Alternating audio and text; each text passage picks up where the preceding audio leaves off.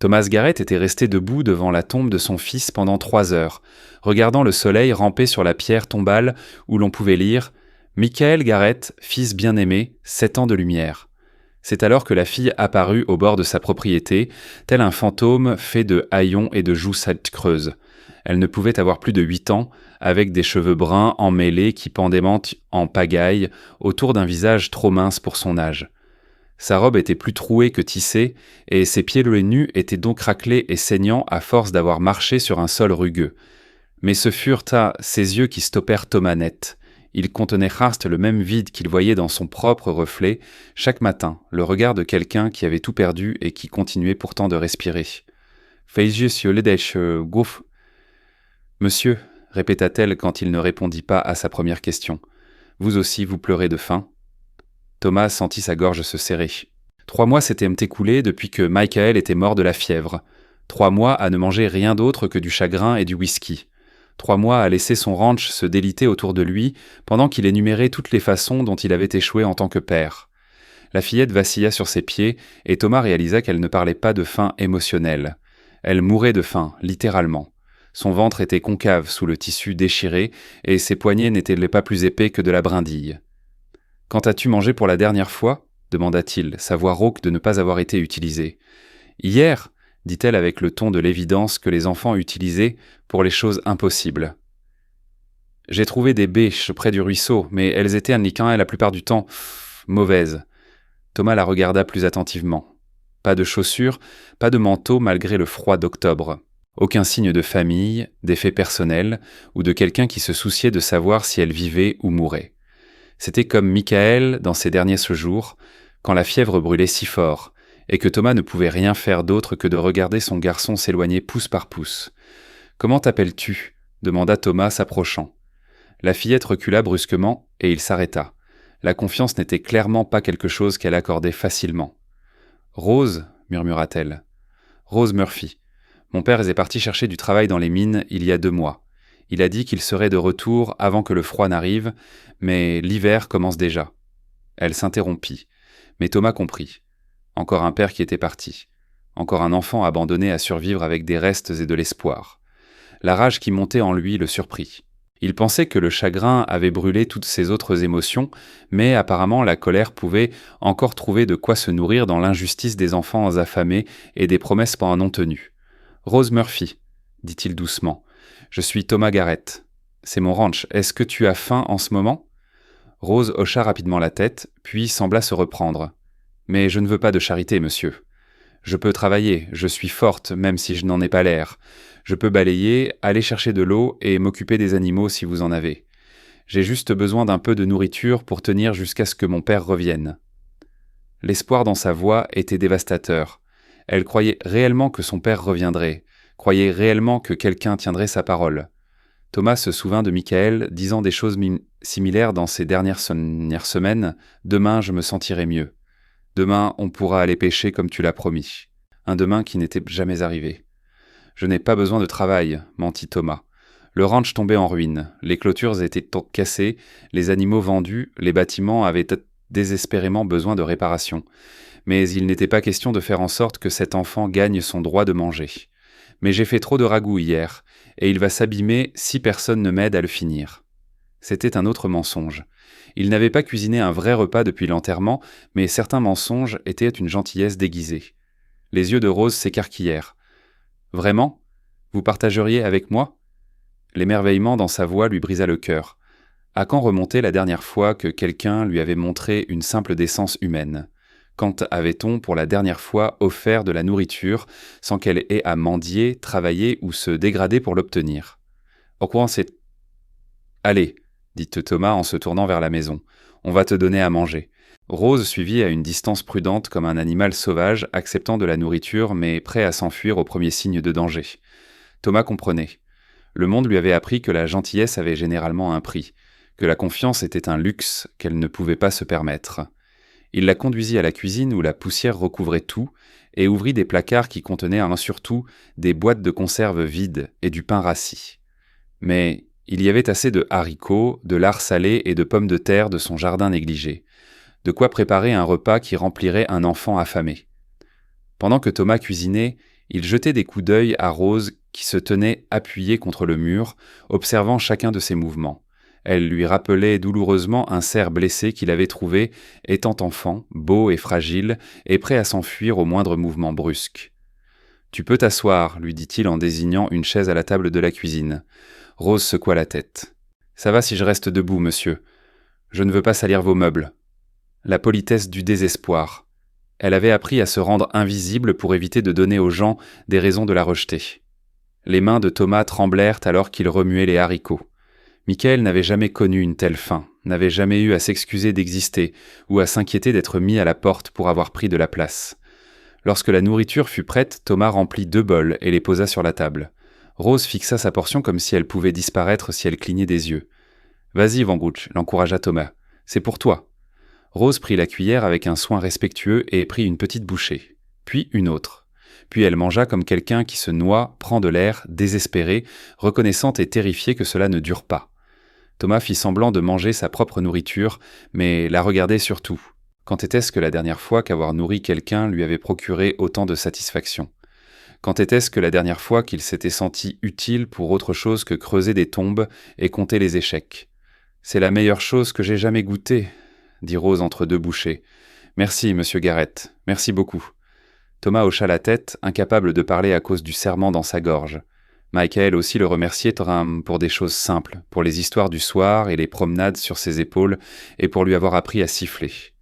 Toutes ces petites gentillesses qui étaient dites comme respirer quand on les offrait à quelqu'un qu'on aimait. « Où as-tu dormi, Rose ?» demanda Thomas une fois qu'elle eut vidé son bol. La question la fit se raidir à nouveau. « Différents endroits. La vieille grange près du ruisseau Miller quand il ne fait pas trop froid, sous les ponts quand il pleut. Je me déplace pour que personne ne se fâche que je reste trop longtemps. » L'image de cet enfant dormant dehors alors qu'il se morfondait dans sa maison vide rendit Thomas malade de honte. Il avait 4 chambres et une cheminée chaude et plus d'espace qu'une seule personne n'en avait besoin.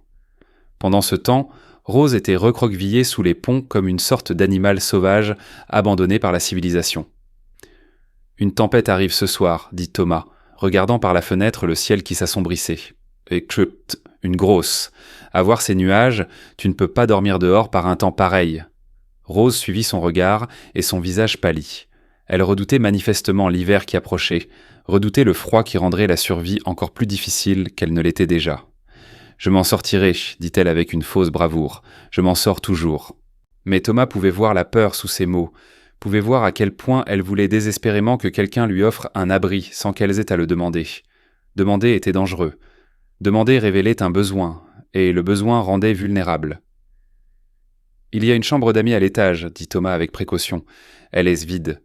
Il me semble que ce serait du gâchis de chauffer une maison entière pour une seule personne quand nous sommes 2 ici. » Les yeux de Rose se remplirent de larmes qu'elle essaya de cacher. « Vous me laisseriez rester ? Vraiment, je promets de ne pas être un fardeau. Je serai silencieuse comme une souris et je partirai dès le matin. » « Pas besoin de te presser, dit Thomas, se surprenant lui-même par ces mots. Il y a 3 mois, il ne voulait rien d'autre que la solitude, voulait faire son deuil seul et boire seul et peut-être dépérir seul jusqu'à ce qu'il puisse rejoindre Michael là où les garçons de 7 ans allaient quand la fièvre les emportait. Mais en voyant les larmes de gratitude de Rose, il réalisa que la solitude ne le guérissait pas. Elle le laissait simplement pourrir de l'intérieur. « Ah, on verra le temps qu'il fait demain. On prendra une décision à ce moment-là. » Rose hocha la tête avec enthousiasme et Thomas sentit quelque chose bouger dans sa poitrine, un relâchement du nœud qui l'étouffait depuis la mort de Michael. Un but peut-être, ou juste le simple soulagement d'être à nouveau utile. Cette nuit-là, Thomas s'assit dans sa chaise près de la cheminée, écoutant la tempête faire rage dehors et les bruits doux de Rose s'installant dans la chambre à l'étage. La chambre de Michael, réalisa-t-il brusquement. Il l'avait mise dans la chambre de Michael sans y penser. La chambre où il n'avait pas pu entrer depuis l'enterrement, mais d'une certaine manière, ça lui semblait trop juste. La chambre était restée vide trop longtemps, elle attendait chez quelqu'un qui avait besoin de sa chaleur et de sa sécurité. Rose l'appela une fois pour le remercier à nouveau pour la nourriture et l'abri. Sa voix flottait dans la maison comme une bénédiction qu'il ne méritait pas, mais qu'il était reconnaissant de recevoir. Dehors, le vent hurlait et la pluie fouettait les fenêtres, mais à l'intérieur, il y avait la paix. Le genre de paix qui venait du fait de savoir que quelqu'un d'autre était en sécurité grâce au choix que l'on avait fait.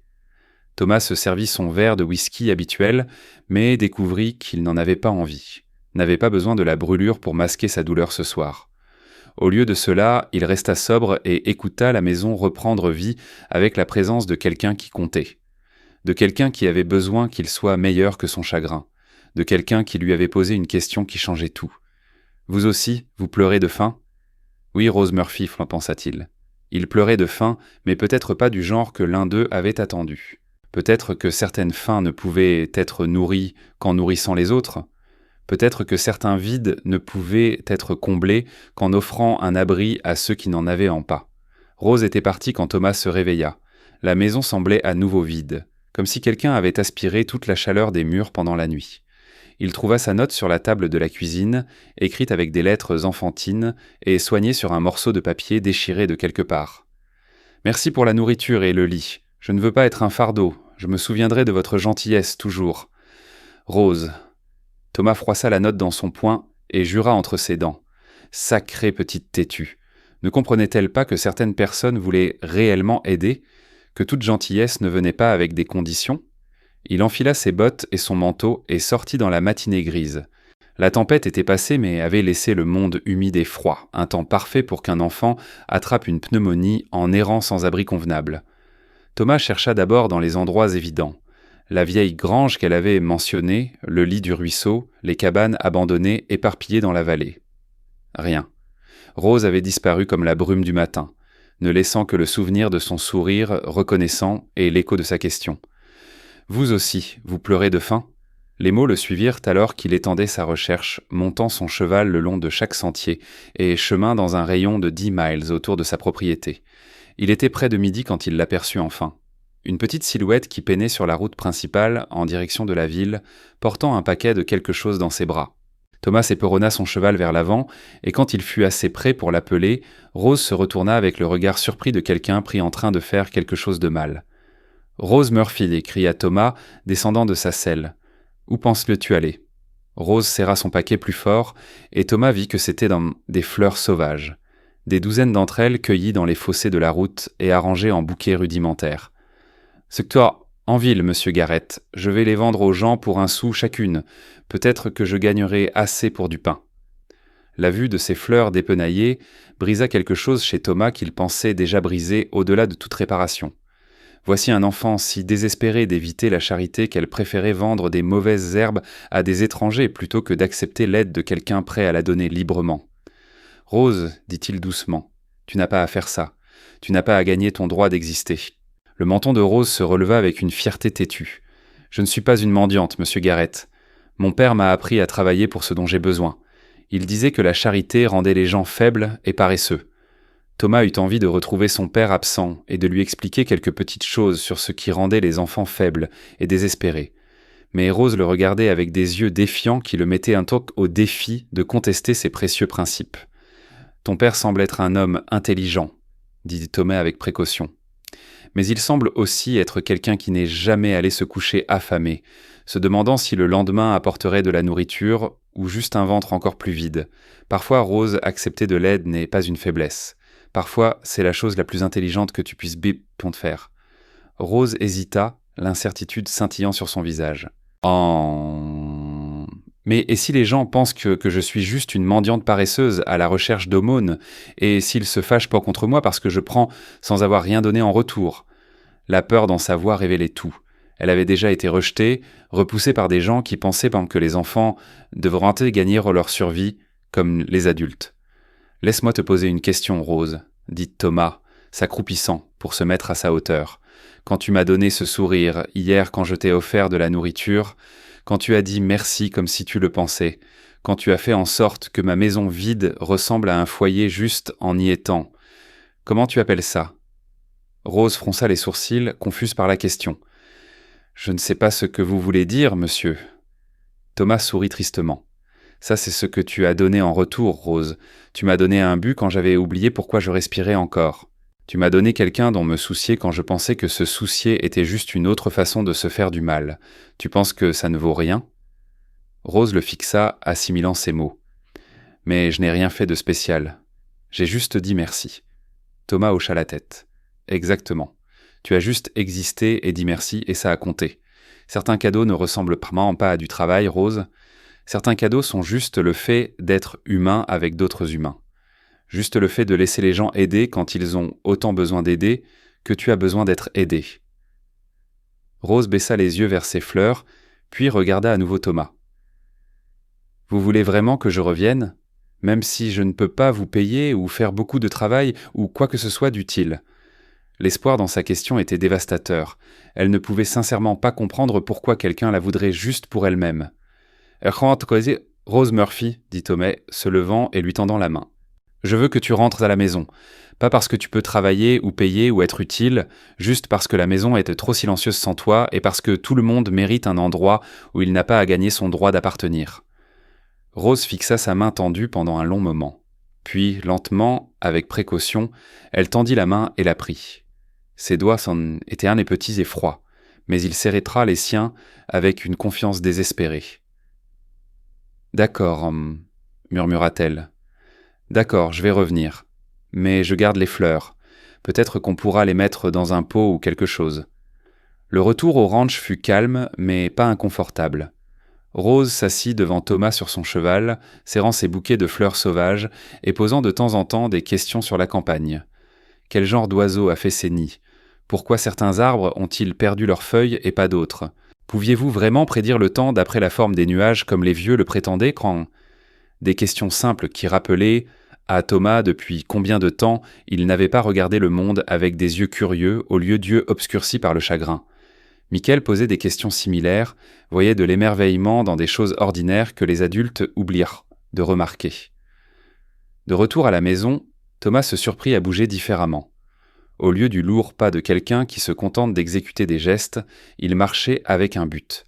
Il montra à Rose où elle pouvait mettre ses fleurs dans de l'eau, l'aida à les arranger dans des pots de confiture autour de la cuisine jusqu'à ce que la pièce soit vivante de couleurs. Il prépara un déjeuner qui était réellement appétissant, au lieu de n'être qu'un carburant pour continuer à fonctionner. De petites actions qui semblaient monumentales, après des mois à peine se soucier de savoir s'il vivait ou mourait. « Les fleurs rendent tout plus joli, » dit Rose reculant pour admirer leur travail. « C'est comme si la maison souriait maintenant. » Cet après-midi-là, Thomas fit quelque chose qu'il n'avait pas tenté depuis la mort de Michael. Il travailla au ranch, vraiment travaillé. Pas seulement le strict minimum pour éviter un effondrement complet. Il répara la porte cassée qui pendait de travers depuis des mois, répara les poteaux de clôture qui penchaient dangereusement et déblaya les débris de la grange qui s'étaient accumulés comme une preuve physique de sa négligence. Rose aidait, transportant des outils et tenant des planches et bavardant de tout et de rien. Sa présence rendait le travail moins comme une punition et plus comme une préparation, comme s'il réparait des choses pour une raison au lieu de simplement retarder leur inévitable décomposition. Chassé tyrannant. Monsieur Garrett, dit Rose alors qu'il travaillait à remplacer des planches de clôture pourries. Je peux vous poser une question personnelle ? Thomas leva les yeux de son marteau, surpris par son ton sérieux. Bien sûr, Rose, vas-y. Rose se mordit la lèvre nerveusement. Vous avez la tombe d'un fils dans votre jardin, mais pas de tombe de femme, et pas de femme dans votre maison. Qu'est-il arrivé à votre famille ? La question frappa Thomas comme un coup physique. Il redoutait ce moment, le moment où la curiosité naturelle de Rose la mènerait à la vérité douloureuse sur la raison pour laquelle il vivait seul dans une maison destinée à une famille. Thomas posa son marteau et s'assit lourdement sur une pile de bois. Comment expliquer à un enfant que parfois l'amour n'était pas suffisant ? Que parfois on pouvait tout faire correctement et quand même perdre la chose la plus importante de son monde. « Ma femme Estelle est morte quand Michael était né, » dit Thomas lentement. « Des complications pendant l'accouchement. Je l'ai élevé tout seul pendant 7 ans. Puis le printemps dernier, il est tombé malade avec la fièvre et je n'ai pas pu le sauver non plus. Je les ai perdus tous les deux même si j'ai essayé tout ce que je savais faire. » Le visage de Rose se chiffonna de sympathie. « C'est terrible, monsieur Garrett. C'est la chose la plus triste que j'ai jamais entendue. Pas étonnant que vous ayez l'air si seul quand je vous ai trouvé. » Thomas s'attendait à des larmes ou à des consolations maladroites, mais Rose le surprit. Elle s'approcha et s'assit à côté de lui sur la pile de bois. « Ma mère est morte aussi, dit-elle doucement, quand j'avais 5 ans. Mon père a dit que c'était ses poumons qui avaient un quoi lâché, mais je pense que c'était vraiment la tristesse. Sa famille de l'Est lui manquait terriblement. Elle pleurait quand elle pensait que je ne la regardais pas. Après sa mort, mon père est devenu très silencieux et distant, comme si une partie de lui était morte avec elle. C'est peut-être pour ça qu'il est allé dans les mines. Peut-être qu'il ne pouvait pas supporter d'être près de moi parce que je lui rappelais ce qu'il avait perdu. La douleur dans sa jeune voix était déchirante.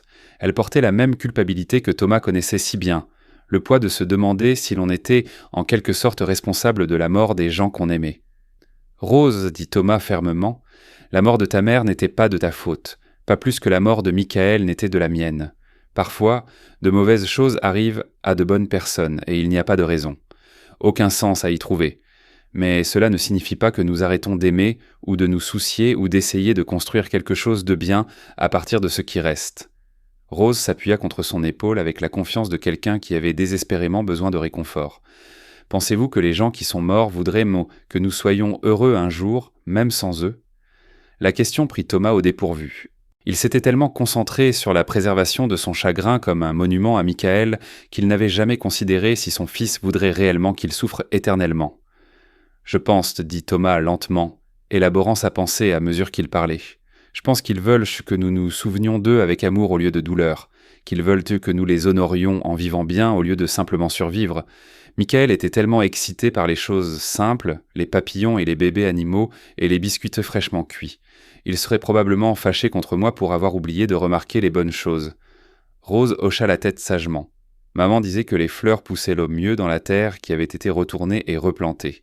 Elle disait « Parfois il faut casser des choses avant qu'elles ne puissent grandir et devenir quelque chose de mieux. C'est peut-être ce qui nous est arrivé, monsieur Garrett. Peut-être que nous avons été brisés pour pouvoir grandir et devenir des gens qui prennent soin les uns des autres. » Ce soir-là, après le souper, Rose demanda si elle pouvait voir la chambre de Michael. Le premier instinct de Thomas fut de refuser. La chambre avait été un territoire sacré, intact depuis le jour où Michael était mort, mais quelque chose dans le ton respectueux de Rose le fit changer d'avis. « Elle est à l'étage, dit-il doucement. La deuxième porte à droite. Mais Rose, elle est exactement comme il l'a laissée. Je n'ai rien changé. » Rose hocha la tête solennellement, comprenant le poids de sa demande. Elle monta les escaliers avec des pas respectueux, comme si elle entrait dans une église. Thomas attendit dans la cuisine, écoutant ses pas doux à l'étage. Après quelques minutes, elle redescendit, portant quelque chose dans ses mains, un cheval en bois sculpté dans du pin, l'un des jouets préférés de Michael. « Il devait adorer ça, » dit Rose tenant le cheval avec précaution. « Il est magnifique. »« C'est vous qui l'avez fait pour lui ?» Thomas hocha la tête, la gorge serrée par le souvenir. « Pour son 6e anniversaire. Ça m'a pris 3 semaines pour le faire correctement. Il l'a nommé Tonnerre et l'a emporté partout avec lui pendant des mois. » Rose examina la sculpture avec l'appréciation de quelqu'un qui comprenait la valeur des cadeaux faits à la main. « Est-ce que vous pourriez peut-être m'apprendre à sculpter ?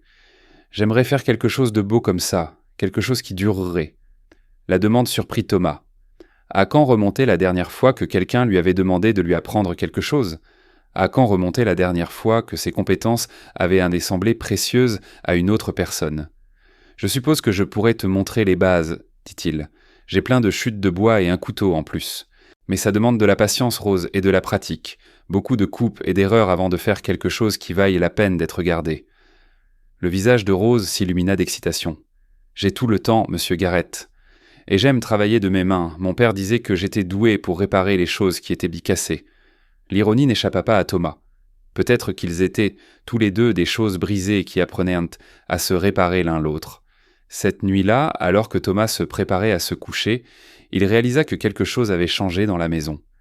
Elle semblait à nouveau habitée, ressemblait à un foyer au lieu d'un musée. Les fleurs sauvages de Rose égayaient dans la cuisine. Son rire avait chassé les ombres des coins qui étaient restés sombres trop longtemps. Sa présence lui avait rappelé que les maisons étaient faites pour abriter des gens, pas seulement pour préserver des souvenirs. Alors qu'il s'endormait, Thomas se surprit à attendre avec impatience le lendemain, à attendre avec impatience d'apprendre à Rose à sculpter, à attendre avec impatience de voir ses yeux s'illuminer quand elle parviendrait à transformer du bois en quelque chose de beau, à attendre avec impatience d'être à nouveau utile. La lettre arriva un mardi matin qui avait commencé comme les autres. Rose était à la table de la cuisine, taillant soigneusement un morceau de pain, pendant que Thomas la conseillait sur le bon angle pour sculpter ce qui deviendrait finalement l'aile d'un oiseau. 3 semaines s'étaient écoulées depuis son retour de son aventure florale, et la maison s'était transformée en quelque chose qu'aucun d'eux n'avait prévu. Un foyer où le rire se produisait naturellement, et le silence était confortable au lieu d'être oppressant. Rose s'était révélée douée avec le couteau à sculpter. produisant des figures délicates qui rappelaient, en à Thomas, son propre travail de jeunesse. Mais c'était en ces questions qui l'étonnaient en vraiment. Pas seulement sur la technique, mais sur la raison pour laquelle il avait choisi certaines formes, ce qui inspirait des détails particuliers, comment il décidait quand une pièce était terminée. Elle voyait de l'art là où il n'avait vu que de la taille. Le coup de la poste interrompit leur leçon. Thomas recevait rarement du courrier ces jours-ci, des factures la plupart du temps ou des publicités pour du matériel agricole qu'il ne pouvait pas se permettre. Mais l'enveloppe que le facteur lui tendit était différente. Elle avait l'air officielle, avec une adresse de retour du bureau territorial des mines. Le sang de Thomas se glaça alors qu'il en reconnaissait la signification. Les bureaux des mines n'envoyèrent des lettres que pour 2 choses, les concessions ou les accidents. « Qu'est-ce que c'est, monsieur Garrett ?» demanda Rose, levant les yeux de sa sculpture. Son visage était rougi par la concentration et la fierté. Elle travaillait sur le même oiseau depuis 4 jours, déterminée à faire en sorte que chaque plume soit parfaite. « Juste du courrier, Rose, » dit Thomas avec précaution. « Continue de travailler sur cette aile, tu obtiens la bonne courbe. » Thomas sortit pour lire la lettre en privé. Ses mains tremblaient alors qu'il dépliait le document officiel. Les mots se brouillèrent en devant ses yeux au début, puis prirent un sens clair et dévastateur. « Nous avons le regret de vous informer que Jeremiah Murphy a été tué dans un effondrement de mine le 15 octobre. Son corps a été retrouvé et enterré au cimetière de Riverside, près de Goldfield. Monsieur Murphy a indiqué votre ranch comme sa dernière adresse connue et a demandé que toute correspondance concernant sa fille, Rose, vous soit envoyée. Veuillez nous indiquer comment vous souhaitez procéder concernant les arrangements de garde. » Thomas lut la lettre 3 fois avant que la réalité ne s'impose pleinement. Le père de Rose était mort. Il était mort depuis 2 semaines. Alors que Rose passait chaque soir à regarder la route, espérant le voir rentrer à la maison, il était étendu froid dans une tombe anonyme à des centaines de miles de là. Thomas plia soigneusement la lettre et la glissa dans la poche de sa veste. Comment annoncer à un enfant que son dernier espoir avait été enterré pendant qu'elle apprenait à sculpter des oiseaux et à arranger des fleurs sauvages ? Comment détruire la foi de quelqu'un dans les fins heureuses alors qu'elle avait déjà survécu à tant de déceptions ? À travers la fenêtre, il pouvait voir Rose penchée sur son travail, la langue tirée par la concentration, de la même manière que Michael le faisait quand il était concentré sur quelque chose d'important. Elle avait l'air si jeune assise là, si innocente de la cruauté qui était sur le point de s'abattre sur son petit monde. « Monsieur Garrett en appela Rose de l'intérieur. Je crois que j'ai foiré les plumes de la queue. Vous pouvez venir voir ?» Thomas prit une profonde inspiration et retourna à la cuisine. Rose leva sa sculpture avec des yeux inquiets. « J'ai essayé de les rendre élégantes comme de vraies queues d'oiseaux, mais maintenant elles ont l'air toutes tordues. Est-ce que je l'ai ruiné ?» Thomas examina l'oiseau en bois, luttant pour garder sa voix ferme. La queue était en effet tordue, mais elle avait du caractère, de la personnalité. Les imperfections la rendèrent unique au lieu d'être ruinée. « Il n'est pas ruiné, Rose. Il est distinctif. » Parfois, ce sont les erreurs qui rendent quelque chose de spécial au lieu de juste ordinaire. Rose rayonna à ces mots et Thomas sentit son cœur se briser. Elle lui faisait entièrement confiance, croyait qu'il lui dirait toujours la vérité et l'aiderait à réparer tout ce qui n'allait pas. Comment pouvait-il être celui qui briserait cette confiance ? Comment pouvait-il être le messager de nouvelles qui briserait en son espoir soigneusement reconstruit ? « Rose, dit Thomas s'asseyant à côté d'elle, j'ai quelque chose d'important à te dire. À propos de ton père. » Le visage de Rose s'illumina d'anticipation. « Quelqu'un l'a vu ? Il rentre à la maison ? Je savais qu'il ne m'oublierait pas. Je savais qu'il tiendrait sa promesse. » L'espoir dans sa voix était un couteau qui se tordait dans la poitrine de Thomas. « Rose, chérie, dit Thomas doucement, prenant ses petites mains dans les siennes, plus grandes. Ton père ne rentrera pas à la maison. Il ne peut pas rentrer à la maison. Il y a eu un accident à la mine et... » Il ne put finir la phrase, ne put supporter de voir l'espoir mourir dans ses yeux. Rose le fixa pendant un long moment, assimilant ce qu'il ne disait pas. « Il est mort, n'est-ce pas ?» murmura-t-elle. « Mon père est mort comme votre Michael et ma maman. » Thomas hocha la tête, incapable de parler à cause de la boule dans sa gorge. Rose ne pleura pas. Elle ne hurla pas, ne s'énerva pas, ne s'effondra pas. Elle resta juste très immobile, comme quelqu'un qui essaie de ne pas respirer trop fort parce que respirer pourrait rendre la douleur encore pire. « Depuis quand, vous savez ?» demanda Rose finalement. Sa voix était étrangement calme, trop calme pour un enfant recevant la pire nouvelle de sa vie. La lettre est arrivée ce matin, de Non, dit Thomas. Je voulais soin te le dire tout de suite. Je ne voulais pas te mentir ou faire semblant que tout allait bien quand ce n'était pas le cas. Rose hocha lentement la tête. Merci de m'avoir dit la vérité. Certains adultes auraient inventé des histoires pour rendre ça plus facile, mais je suis contente que vous ne m'ayez pas traité comme un bébé. La maturité dans sa réponse brisa le cœur de Thomas. Aucun enfant ne devrait avoir à être aussi fort, aussi acceptant d'une perte insupportable. « Qu'est-ce qui va m'arriver maintenant ?» demanda Rose, la question que Thomas redoutait. Qu'arrivait-il aux enfants orphelins sur le territoire ? Des orphelinats s'ils avaient un coin de la chance, des maisons de travail, ou pire s'ils ne l'étaient pas. La pensée de Rose disparaissant dans une sorte d'enfer institutionnel rendit Thomaz malade de rage. Elle avait survécu à trop de choses pour être détruite par l'indifférence bureaucratique. Elle avait apporté trop de lumière dans son monde sombre pour être engloutie par l'obscurité de quelqu'un d'autre. « Je ne sais pas, Rose, dit Thomas honnêtement, mais je te promets, Lolé, que tu n'auras pas à affronter ça seule. On trouvera une solution ensemble. » Rose le regarda avec des yeux qui semblaient bien trop vieux pour son visage. « Vous n'avez pas à prendre soin de moi, monsieur Garrett. Je sais que je ne suis pas votre responsabilité. Vous avez déjà fait plus que ce qu'il fallait en me laissant rester ici, et en m'apprenant des choses, et en me faisant me sentir comme une famille. Mais je ne suis pas vraiment de la famille, n'est-ce pas ? Je suis juste une vagabonde qui a erré jusqu'à votre porte. » Les mots frappèrent Thomas comme un coup physique. « Rose Murphy, dit-il fermement. Regarde-moi. » Rose leva les yeux à contre-cœur. « Tu n'es pas une vagabonde. Tu n'es pas un fardeau. Tu n'es pas la responsabilité de quelqu'un d'autre qui m'a été refilé. Tu es une petite fille courageuse, intelligente et drôle qui a rendu ma vie digne d'être vécue à nouveau, alors que je pensais que ce ne serait jamais le cas.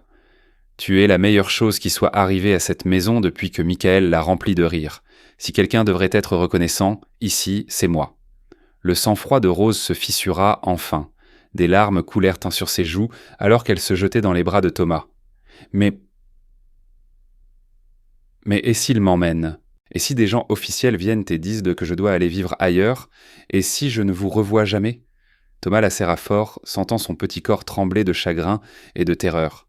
« Personne ne t'emmènera nulle part, Rose B, dit-il avec plus de confiance qu'il n'en ressentait. C'est ta maison maintenant. Que ce soit légal ou non ne compte pas. Ce qui compte, c'est que tu appartiennes ici et que je te veuille ici. Et quiconque essaiera de changer cela devra d'abord passer par moi. » C'était une promesse qu'il n'était pas sûr de pouvoir tenir. Les autorités territoriales avaient de larges pouvoirs en ce qui concernait les enfants orphelins, mais ils pensaient chaque mot. Ils déplaceraient ciel et terre avant de laisser quiconque arracher Rose à la vie qu'ils avaient construite ensemble. Cet après-midi-là, Thomas se rendit en ville, laissant Rose en sécurité au ranch avec l'instruction de n'ouvrir la porte à personne qu'elle ne connaissait pas. Il avait besoin d'informations sur les lois de garde et les procédures d'adoption, avait besoin de savoir quels obstacles juridiques il devrait surmonter pour faire de Rose officiellement sa fille. Le palais de justice territoriale était un bâtiment trapu et laid qui sentait la poussière et la déception. Le greffier qui l'aida était un homme mince et nerveux qui semblait choqué que quelqu'un veuille volontairement adopter un orphelin. La plupart des gens essaient de se débarrasser des boucherons supplémentaires à nourrir, dit le greffier, feuilletant des documents juridiques. Êtes-vous sûr de vouloir assumer cette responsabilité ? Les petites filles coûtent cher. Il faut les nourrir, les habiller et éventuellement les marier. C'est beaucoup d'années et beaucoup d'argent. Thomas serra les dents face au mépris désinvolte de l'homme pour la valeur de Rose. « Je suis sûr, dit-il fermement. Que dois-je faire pour que ce soit légal ?» Le greffier expliqua le processus. Des documents déposés auprès du gouvernement territorial, des références de caractère de citoyens éminents, une preuve de stabilité financière et de moralité, et une inspection du domicile par des travailleurs sociaux territoriaux. Le cauchemar bureaucratique entier pourrait prendre des mois, et il n'y avait aucune garantie d'approbation. « Bien sûr, ajouta le greffier avec un regard significatif. Parfois ces choses vont plus vite si vous connaissez les bonnes personnes. Le juge Morrison gère la plupart des cas d'adoption, et il est exigeant quant à qui il approuve. Il aime voir les demandeurs qui comprennent comment les choses fonctionnent par ici. » L'implication était claire. Pot de vin, corruption, le même vieux système où l'argent parlait plus fort que l'amour ou le besoin, ou ce qui était le mieux pour un enfant.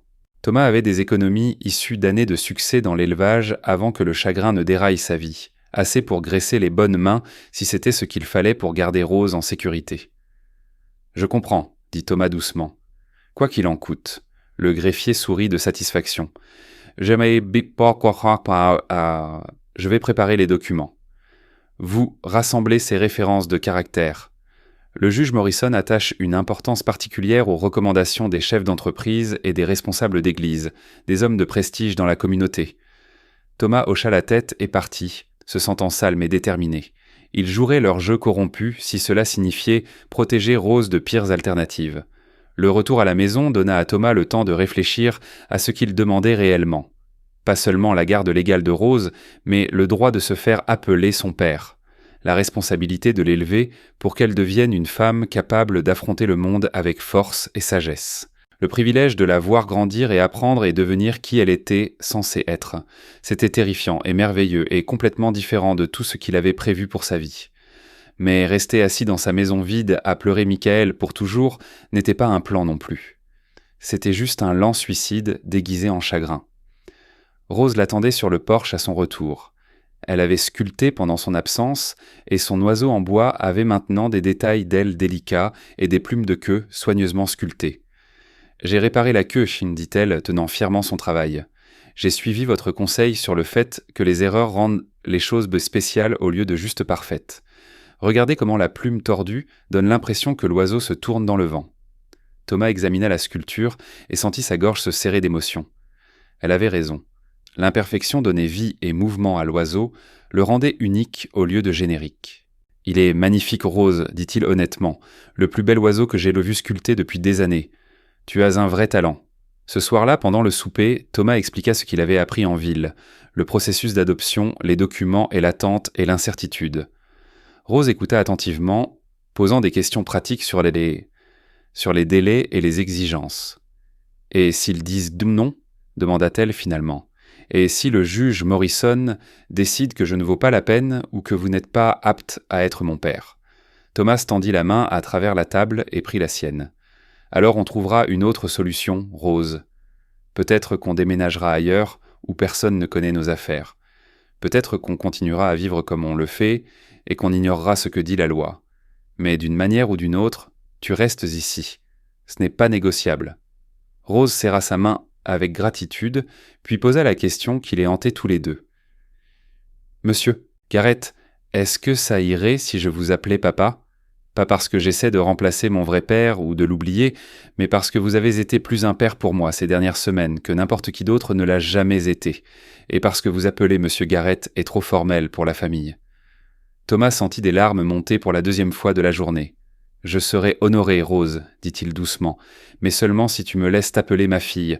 Pas parce que j'essaie de remplacer Michael, mais parce que tu m'as rappelé ce que ça fait de se sentir utile, ce que ça fait d'avoir quelqu'un à protéger et à enseigner et à se soucier de toutes les meilleures façons. » Le sourire de Rose était plus lumineux que toutes ces fleurs sauvages réunies. « Oui, papa, dit-elle, testant le mot. J'aimerais beaucoup. » Et juste comme ça, la dernière pièce du cœur brisé de Thomas se remit en place. Pas complètement guérie, l'absence de Michael ferait toujours mal, mais à nouveau fonctionnelle. Assez forte pour aimer quelqu'un de nouveau sans déshonorer quelqu'un de perdu. Assez forte pour construire une famille à partir des ruines de deux tragédies distinctes. Assez forte pour se battre pour ce qui comptait le plus. Rose était toujours en danger. Le système juridique pouvait encore les séparer, mais ce soir, ils étaient bons père et fille par choix, sinon par la loi, et parfois le choix était plus fort que le sang. La femme qui vint inspecter leur maison arriva comme l'hiver lui-même. Froide, indésirable et déterminée à trouver à redire à tout ce qu'elle rencontrait. Madame Abernathy, du bureau territorial de la protection de l'enfance, sortit de sa calèche noire avec l'expression aigre de quelqu'un qui avait déjà décidé que c'était une perte de son temps précieux. Elle était aussi mince qu'un poteau de clôture, avec des cheveux gris tirés si serrés qu'il semblait étirer sa désapprobation en ligne permanente autour de sa bouche. Thomas regarda par la fenêtre de la cuisine alors qu'elle inspectait sa propriété avec un dégoût évident, prenant des notes dans un journal en cuir avec des traits rapides et durs de son stylo. « Papa, » murmura Rose à côté de lui, sa voix serrée par l'inquiétude. Elle a l'air méchante. Et si elle décidait que je ne peux pas rester ? Thomas posa une main rassurante sur l'épaule de Rose, bien que son propre estomac se tordît d'anxiété. 3 semaines s'étaient écoulées depuis qu'il avait déposé les documents d'adoption. 3 semaines d'attente, de préparation et de prière pour qu'un bureaucrate ne décide pas que son amour n'était pas suffisant pour en faire un père convenable. Elle fait juste son travail, Rose, dit Thomas avec plus de confiance qu'il n'en ressentait. On va lui montrer ce à quoi ressemble une bonne maison et faire confiance qu'elle prendra la bonne décision. Mais l'expression de Madame Abernathy suggérait qu'elle avait déjà pris sa décision, et qu'elle n'était pas en leur faveur. Le coup à la porte vint, sec et impatient. Thomas ouvrit pour trouver Madame Abernathy, debout, droite comme un piquet, avec son journal serré contre sa poitrine comme une armure. « Monsieur Garrett dit-il à Aaron », dit-elle d'une voix qui pouvait geler l'eau en juillet. « Je suis Madame Abernathy du Bureau de la protection de l'enfance. Je suis ici pour effectuer l'inspection obligatoire du domicile pour votre demande d'adoption concernant l'enfant mineur, Rose Murphy. » Elle entra sans attendre d'invitation, ses yeux vifs cataloguant immédiatement chaque détail de la cuisine. Thomas la vit remarquer les fleurs sauvages dans des pots de confiture, les oiseaux en bois sculptés sur le rebord de la fenêtre, la lumière chaude filtrant à travers des fenêtres propres. Mais au lieu d'appréciation, son visage ne montrait qu'un scepticisme professionnel. « Voici Rose, Brunance, dit Thomas, désignant où Rose se tenait près de la table, ses mains jointes avec soin devant sa meilleure robe. Ils avaient là passé 1 heure ce matin-là à s'assurer qu'elle jetait l'air respectable. Cheveux tressés, visage lavé, tablier impeccable. Rose, voici Madame Abernathy. Elle est ici pour passer un peu de temps avec nous. » Rose s'avança avec la politesse prudente que Thomas lui avait appris à afficher. « Bonjour, Madame Abernathy, » dit-elle avec une petite révérence. « Bienvenue chez nous. » Les yeux de Madame Abernathy se plissèrent alors qu'elle étudiait Rose de la tête aux pieds, cherchant des signes de négligence ou d'abus, ou quoi que ce soit que les inspecteurs de la protection sociale cherchaient quand ils examinaient les enfants des autres. L'enfant semble convenablement nourri et vêtu. Les normes de propreté de base sont respectées, dit Madame Abernathy, prenant une note dans son journal. Elle parlait de Rose comme si elle n'était pas là, comme si elle était du bétail en cours d'évaluation pour l'achat plutôt qu'un être humain méritant dignité et respect. Thomas sentit sa mâchoire se serrer, mais se força à rester calme. Perdre son sang-froid ne ferait que donner à cette femme des munitions à utiliser contre eux. « Rose s'épanouit ici », dit Thomas avec précaution. Elle apprend à lire, aide aux tâches ménagères, développe ses talents artistiques. Elle n'a apporté que de la joie à cette maison. Madame Abernathy renifla avec dédain. « Monsieur Garrett, je m'occupe des faits, pas des sentiments. La joie n'est pas un indicateur mesurable du bien-être de l'enfant.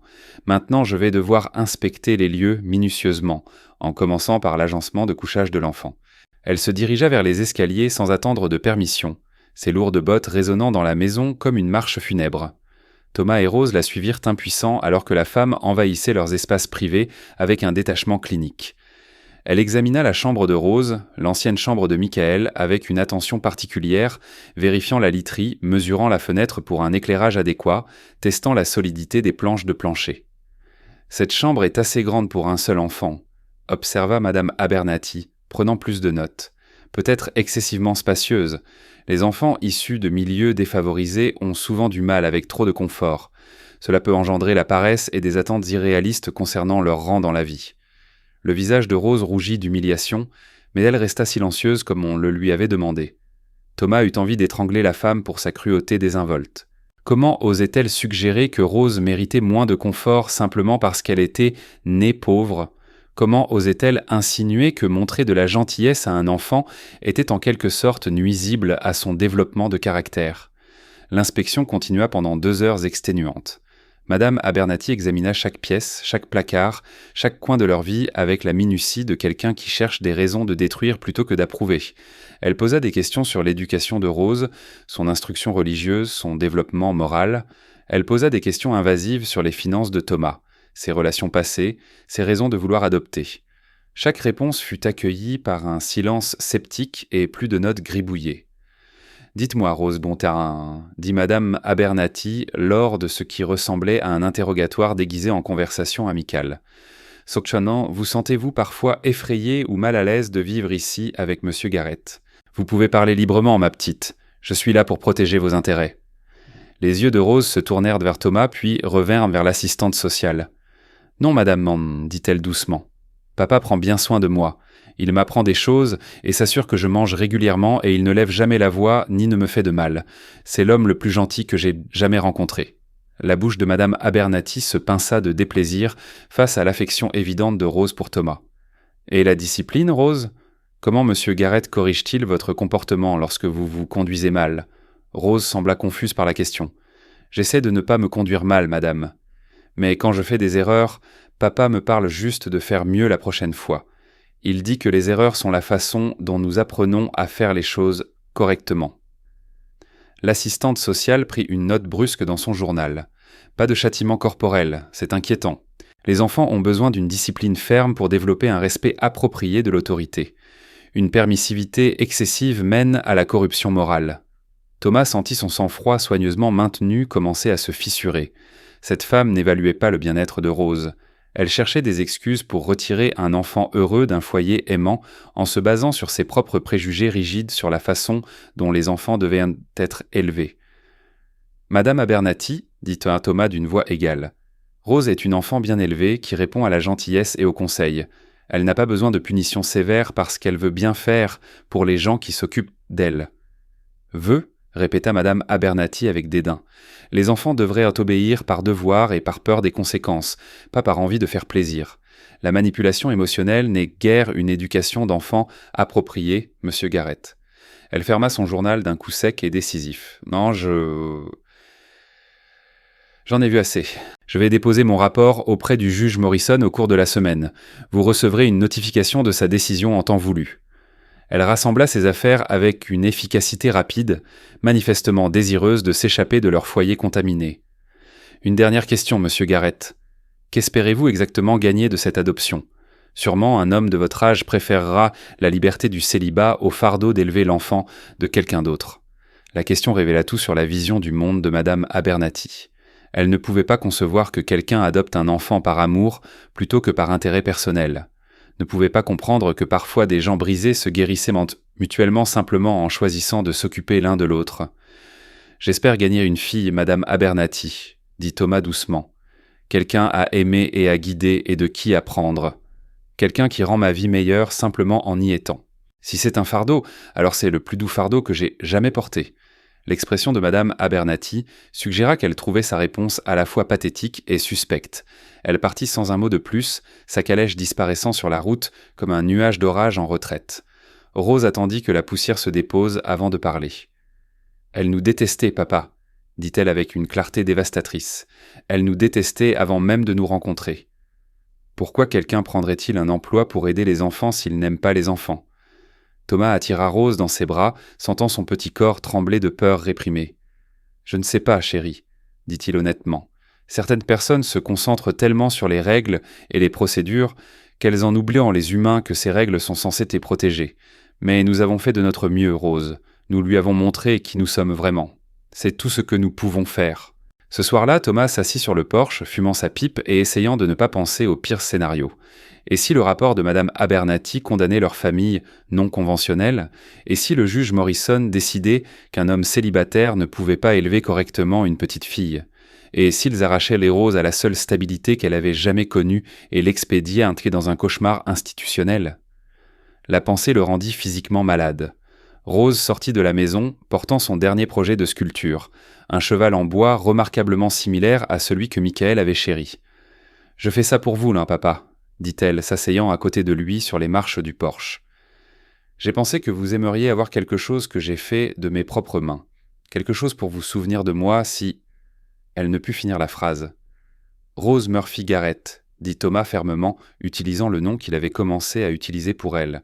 « Qu'en as-tu Tu ne vas nulle part. Je me fiche de ce que cette femme amère écrit dans son rapport, ou de ce que décide un juge depuis son haut banc. Tu es ma fille dans tous les sens qui comptent, et je déplacerai ciel et terre avant de laisser quiconque nous séparer. » Rose s'appuya contre son épaule avec la confiance de quelqu'un qui avait enfin trouvé son refuge. « Je t'aime, papa, » murmura-t-elle. « Même s'il m'emmène, je n'oublierai jamais que quelqu'un me voulait assez pour se battre pour moi. C'est plus que ce que la plupart des orphelins obtiennent. » 3 jours plus tard, la lettre arriva. Les mains de Thomas tremblaient, alors qu'il ouvrait l'enveloppe officielle avec Rose, qui regardait anxieusement depuis l'autre bout de la table de la cuisine. Il lut le contenu 2 fois avant que les mots ne s'imprègnent complètement. Le juge Morrison avait examiné le rapport de Madame Abernathy et les témoignages des témoins de moralité. La demande d'adoption avait été Thomas leva les yeux pour trouver Rose, le regardant avec un espoir désespéré. « Eh bien, papa, qu'est-ce que ça dit? Est-ce que je peux rester ?» Thomas sentit un sourire se répandre sur son visage pour la première fois depuis la visite de l'assistante sociale. « Tu peux rester, Rose. Tu peux rester pour toujours. Le juge Morrison a approuvé l'adoption. Tu es officiellement ma fille maintenant. Rose Murphy Garrett, c'est légal et exécutoire et personne ne pourra jamais le changer. » Rose laissa échapper un cri de joie qui aurait rendu Michael fier et se jeta dans les bras de Thomas. Ils se serrèrent au fort, deux âmes brisées qui avaient tant trouvé l'intégralité en choisissant de devenir une famille. Dehors, le vent d'octobre se levait, annonçant un autre hiver rigoureux. Mais à l'intérieur de leur petite maison de ranch, tout était chaud et juste et exactement comme il se devait. Thomas pensa à la question de Madame Abernathy sur ce qu'il espérait gagner de l'adoption. Il avait gagné tout ce qui comptait, un but et de la joie et quelqu'un à aimer qu'il aimait en retour inconditionnellement. Il avait gagné la preuve que les choses brisées pouvaient être réparées si l'on était assez patient pour les laisser guérir lentement. Il avait gagné une fille qui lui posait des questions qui changeaient en sa vie. « Vous aussi, vous pleurez de faim ?»« Oui, Rose, mais plus maintenant. » Le printemps arriva tôt cette année-là, arrivant avec une douceur qui ressemblait à un pardon après le rude hiver qui les avait rapprochés. Rose se tenait dans le jardin derrière la maison, ses mains sombres de terre riche alors qu'elle plantait les graines de légumes que Thomas lui avait achetées pour son 13e anniversaire. 3 ans s'étaient écoulés depuis que le juge Morrison avait officialisé leur famille. 3 ans de croissance et d'apprentissage et de découverte que l'amour pouvait en effet fleurir dans les endroits les plus improbables. Rose avait poussé comme une mauvaise herbe, tout en longues jambes et en grâce naissante, son visage perdant le désespoir creux de la faim d'enfant et acquérant l'éclat confiant de quelqu'un qui savait qu'elle était exactement à sa place. « Papa, viens voir ça !» appela Rose, sa voix vive d'excitation. Thomas posa le poteau de clôture qu'il était en train de réparer et se dirigea vers l'endroit où elle était agenouillée parmi les rangées soignées de graines plantées. Elle montra une petite pousse verte qui perçait la terre sombre. Au Dansaït, les haricots germent déjà. Regarde comme ils sont déterminés à grandir même si on les a plantés hier. Thomas sourit à son émerveillement. Après 3 ans, Rose trouvait toujours de la magie dans les miracles ordinaires, voyait toujours de l'espoir dans de minuscules signes de vie émergeant de ce qui ressemblait à rien. C'était un cadeau qu'elle lui avait également fait, cette capacité à remarquer la beauté dans des choses simples qu'il avait oublié d'apprécier. « C'est la nature des haricots, » dit Thomas, s'accroupissant à côté d'elle pour examiner la pousse tendre. « Ils sont impatients de commencer. Ils grimperont probablement sur les poteaux avant même que tu t'en rendes compte. » Rose enleva la terre de ses mains et regarda leur ranch florissant avec satisfaction. L'endroit s'était transformé grâce à leurs efforts combinés. Les clôtures réparées et peintes, les bâtiments réparés et améliorés, les champs défrichés et plantés. Les animaux en bonne santé et se multipliant. Ce qui avait été un monument au chagrin et à la négligence était maintenant un ranch de travail à nouveau, productif, utile et vivant de possibilités. Mais ce n'était pas seulement les améliorations physiques qui marquaient le changement, la maison elle-même était différente, remplie de rires et de conversations et des bruits confortables de personnes qui appréciaient sincèrement la compagnie de l'autre. Rose avait revendiqué chaque pièce comme la sienne, laissant des traces de sa personnalité partout. Des animaux en bois sculptés alignaient les rebords des fenêtres. Des livres empruntés à l'institutrice étaient empilés près de la cheminée. Ses croquis et ses fleurs pressées couvrirent les murs comme des déclarations d'appartenance. C'était une maison dans le sens le plus vrai du terme, construite non pas par obligation ou commodité, mais par choix et engagement et des actes quotidiens d'amour. Thomas regardait Rose travailler avec la fierté de quelqu'un qui avait aidé à nourrir quelque chose de précieux pour qu'il s'épanouisse pleinement. Elle était devenue exactement le genre de jeune femme qu'il avait espéré qu'elle deviendrait. Intelligente, capable et gentille, assez forte pour affronter les difficultés, mais assez sage pour demander de l'aide quand elle en avait besoin. Indépendante mais pas distante, confiante mais pas arrogante. Elle n'avait hérité d'aucun de son sang, mais réussissait d'une certaine manière à incarner toutes les meilleures parties de son caractère, tout en développant des qualités qui lui étaient uniques.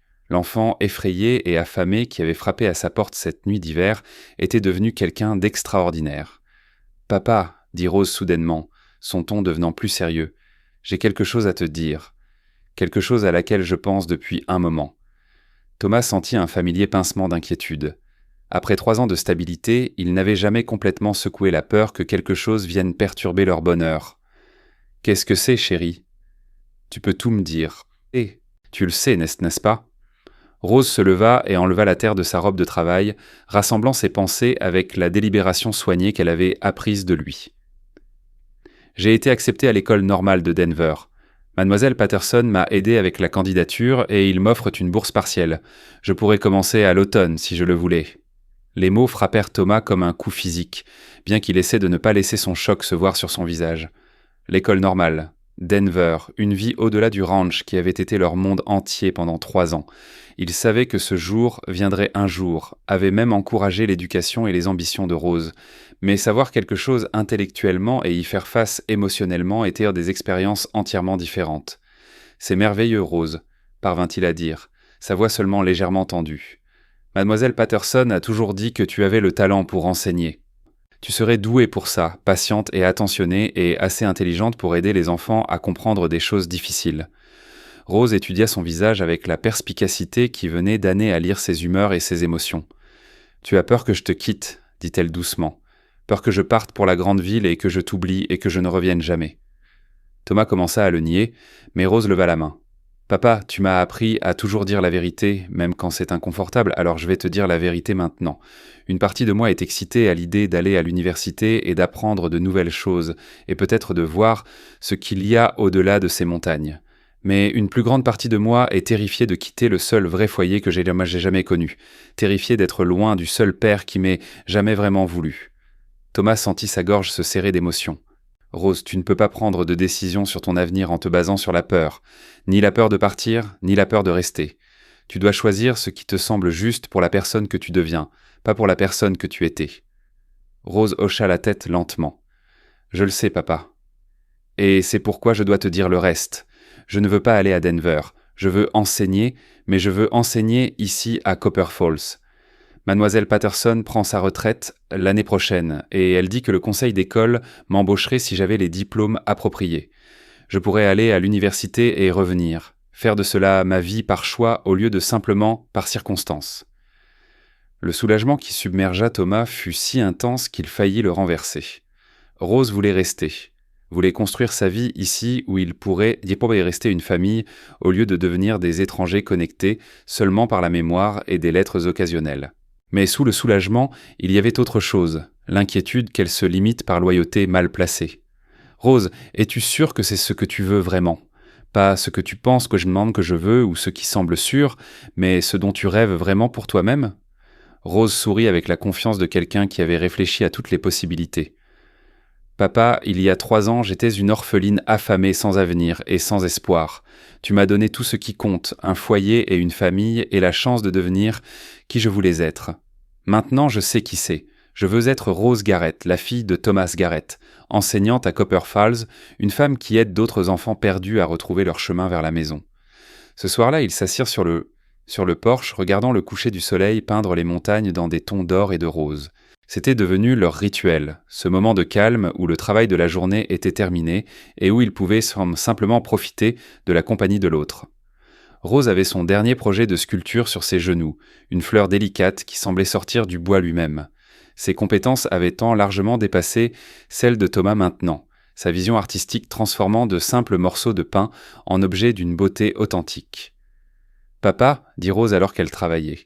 Tu te souviens de cette première nuit quand je t'ai demandé si tu pleurais aussi de faim ? Qu'est-ce que tu pensais que je voulais dire ? » Thomas réfléchit à la question avec soin. « Je pensais que tu me demandais si je comprenais ce que ça faisait d'avoir besoin de quelque chose avec tant de désespoir que ça en faisait mal. Et je comprenais, bien que pas le genre de faim dont tu parlais. Je mourais de faim de but, de quelqu'un qui aurait besoin de moi, d'une raison de continuer quand le chagrin semblait sur le point de m'engloutir. » Rose hocha la tête pensivement.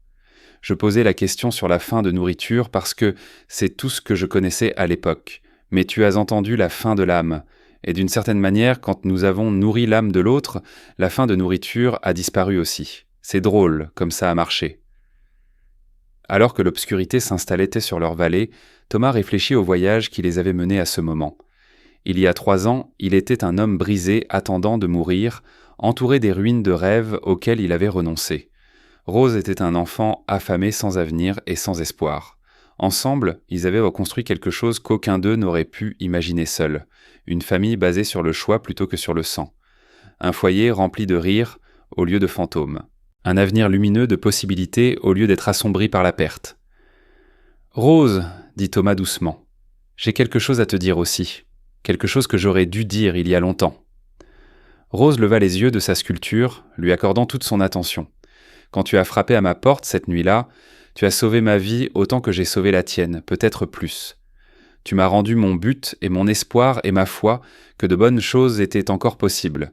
Tu m'as appris que guérir ne signifie pas oublier ce que nous avons perdu, mais apprendre à aimer ce que nous avons trouvé.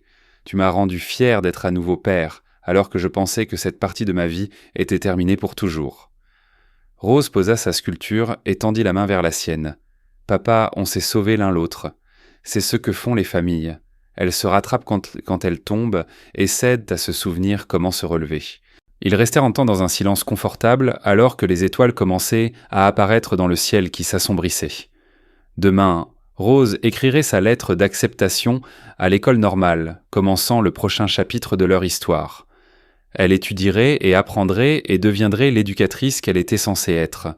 Mais elle le ferait en sachant que sa maison l'attendait, que la famille en était permanente, que l'amour était plus fort que la distance ou le temps ou n'importe laquelle des forces qui essayaient de séparer les gens. Thomas pensa à Michael dormant paisiblement dans sa tombe sous le peuplier. Son fils aurait aimé Rose, aurait été fier de l'appeler sa sœur. D'une certaine manière, amener Rose dans leur famille avait honoré la mémoire de Michael mieux que n'importe quel monument de chagrin n'aurait jamais pu le faire. « Rose, dit Thomas alors qu'il se préparait à rentrer pour la nuit, j'ai quelque chose pour toi. Quelque chose que j'ai fait. » Il sortit de la poche de sa veste une petite boîte en bois, sculptée avec des fleurs complexes et des oiseaux qui semblaient danser sur sa surface. Rose haleta de plaisir alors qu'elle l'ouvrait pour révéler une paire de boucles d'oreilles en bois délicate, en forme de minuscules roses. « Pour quand tu auras ton diplôme de l'université, dit Thomas, pour que tu te souviennes toujours d'où tu viens et où tu appartiens. » Les yeux de Rose se remplirent de larmes alors qu'elle tenait le magnifique cadeau. « Papa, elles sont parfaites, les plus belles choses que j'ai jamais vues. Je les chérirai toujours. » Alors qu'ils rentraient ensemble, Thomas ressentit un profond sentiment d'accomplissement. Non pas la fin de leur histoire, mais la fermeture d'un chapitre et le début d'un autre. Rose irait à l'université et deviendrait enseignante et se marierait probablement un jour et lui donnerait des petits-enfants à gâter. Elle construirait une vie riche de buts, de joie et d'amour. Et à travers tout cela, elle serait sa fille, non pas parce que la loi ou le sang l'exigeait, mais parce qu'ils s'étaient en choisi l'un l'autre quand le monde semblait déterminé à les laisser tous les deux seuls. Ce choix les avait sauvés tous les deux, avait prouvé que les familles pouvaient en être construites à partir de l'amour et de l'engagement plutôt que de la simple biologie, avait répondu à la question qui avait tout déclenché. « Vous aussi, vous pleurez de faim ?» Oui, ils avaient tous les deux pleuré de faim. Et oui, ils avaient tous les deux trouvé la nourriture dont ils avaient assez besoin dans le simple acte de prendre soin l'un de l'autre. La maison s'installa autour d'eux avec le contentement d'un endroit où les gens se sentaient chez eux, où l'amour vivait et les rires résonnèrent et l'espoir fleurissait comme les fleurs du printemps après un long et rude hiver. Demain apporterait de nouveaux défis, opportunités et aventures. Mais ce soir, Thomas Garrett et Rose Garrett étaient exactement là où ils étaient censés être, chez eux ensemble. Une famille par choix et amour, et la grâce miraculeuse qui sauvait parfois les âmes brisées et leur donnait une seconde chance de construire quelque chose de beau à partir des ruines de ce qu'ils avaient sans perdu.